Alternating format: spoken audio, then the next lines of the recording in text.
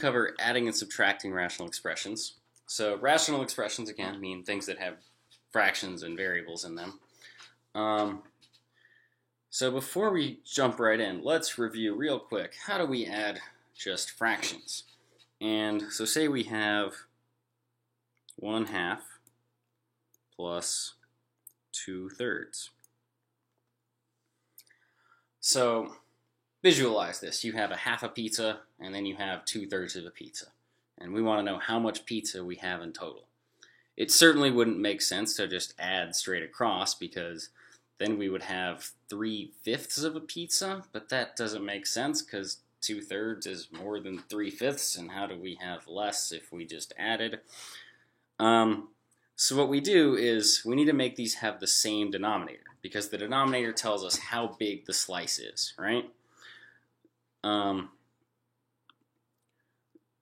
the way we can do that is we're going to change both of these numbers.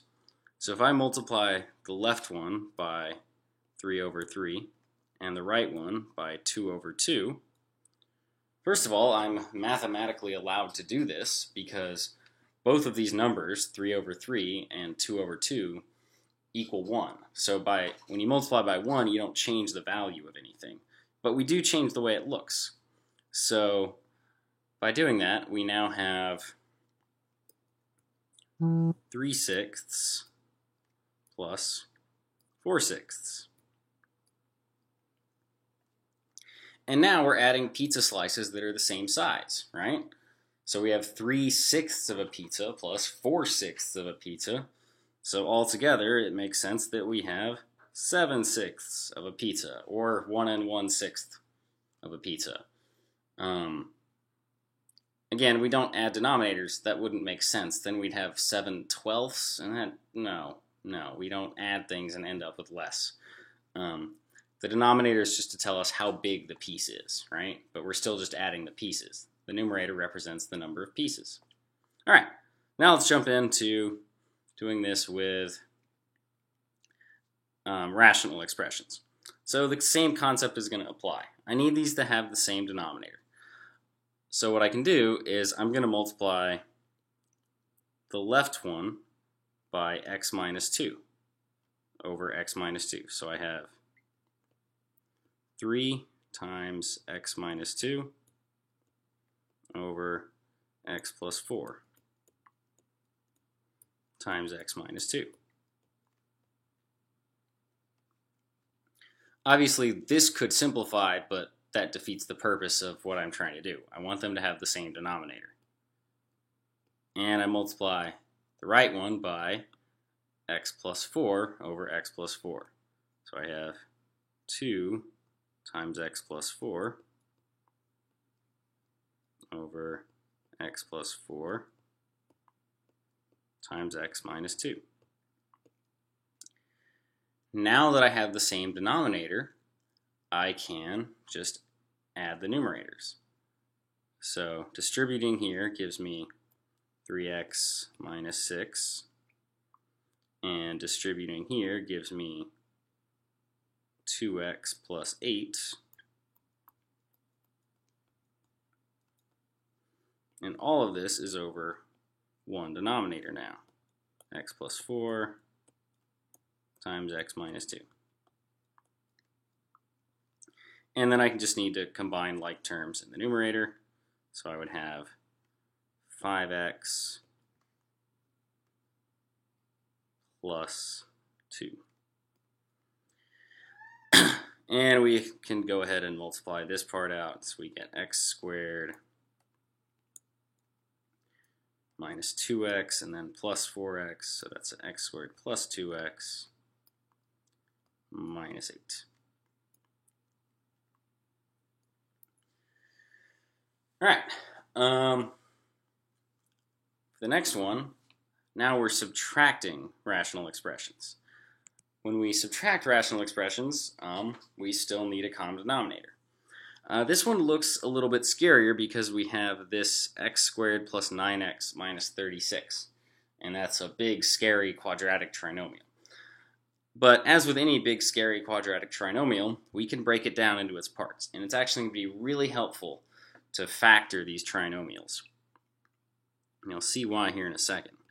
So this is 3x minus 1. We're going to factor this, so multiplies to negative 36, adds to positive 9.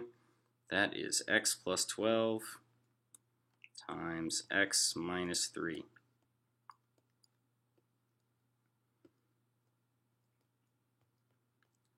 And now what we see is this part already has a factor of x plus 12. So I don't need to change the expression on the left. This is like adding a half and a fourth, right? You can convert a half into 2/4, and then you don't need to change your 1/4. So same idea. We already have x plus 12 here, so we don't need to change this part at all. We do need to change the right side to make it have a factor of x minus 3. So x minus 3 and x minus 3. So now we can write it as one thing. So we get 3x minus 1 minus 5 times x minus 3 all over x plus 12 times x minus 3. And then we just need to combine or distribute here and combine like terms in the numerator. One thing to be careful is this negative is now attached to the 5, so this is going to be minus 5x. So we're distributing negative 5, right? So negative 5 times x and negative 5 times negative 3. So we get 3x minus 1 minus 5x plus 15. We can multiply this out, x squared. It's the same as what we had up top, x squared plus 9x minus 36. And then combining like terms in the numerator gives us 3x minus 5x is negative 2x. And negative 1 plus 15 is positive 14. All divided by x squared plus 9x minus 36.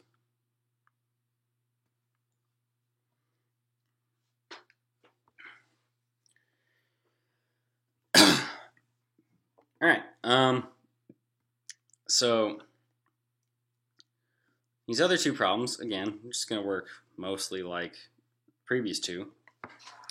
We need to factor everything first. So if we factor x squared minus 6x plus 5, we get x minus 5 and x minus 1, since those numbers multiply to positive 5 and add to negative 6. And then 1 over x minus 1. So again, I can see here I only need to change the second fraction, because the first fraction already has a factor of x minus 1. So I just put factor of x minus 5 on the second one. And 1 times x minus 5, I mean distribute 1, you get x minus 5. So this gives us 4 plus x minus 5 over x squared minus 6x plus 5. I just multiplied this out, which we knew had to come out to that. And 4 plus x minus 5 would be x minus 1 over. So again, let's actually factor this part. I didn't plan for this, but this is great. X minus 5 times x minus 1. And actually, by keeping this in its factored form, we can see now we actually have a further simplification we can make, because there's a factor of x minus 1 in the numerator and a factor of x minus 1 in the denominator. So these divide to 1, and Mr. Trenfield, I crossed out the whole numerator. What am I left with? Well, remember, you're dividing to 1. So you have 1 over x minus 5. So there's your final, most simplified answer. The last one, again, we need to remember to, anytime we see one of these, we want to completely factor out everything. So 3x plus 2 can't be factored, but x squared minus 16, we know, is a difference of squares, and that's x minus 4 times x plus 4. 6x plus 24, it's not a quadratic, but we do know both of these numbers are divisible by 6, and if we factor a 6 out, what do you know, we get x plus 4. So now we can see they share the factor x plus 4, but the one on the left doesn't have the factor of 6.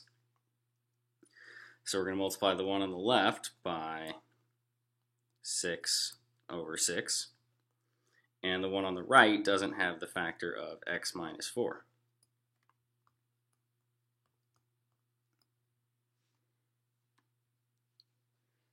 So now we have 6 times 3x plus 2 minus 7 times x minus 4 over 6 times x minus 4 times x plus 4.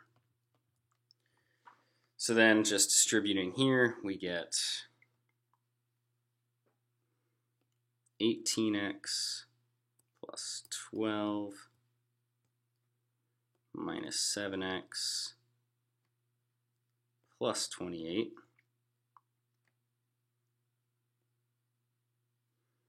over 6 times x minus 4 times x plus 4, which is then 18 minus 7 is 11x, and 12 plus 28 is 40, I think. So 11x plus 40, that's not further factorable. They don't have any common factors, so the denominator will eventually multiply out to 6x squared minus whatever 6 times 16 is.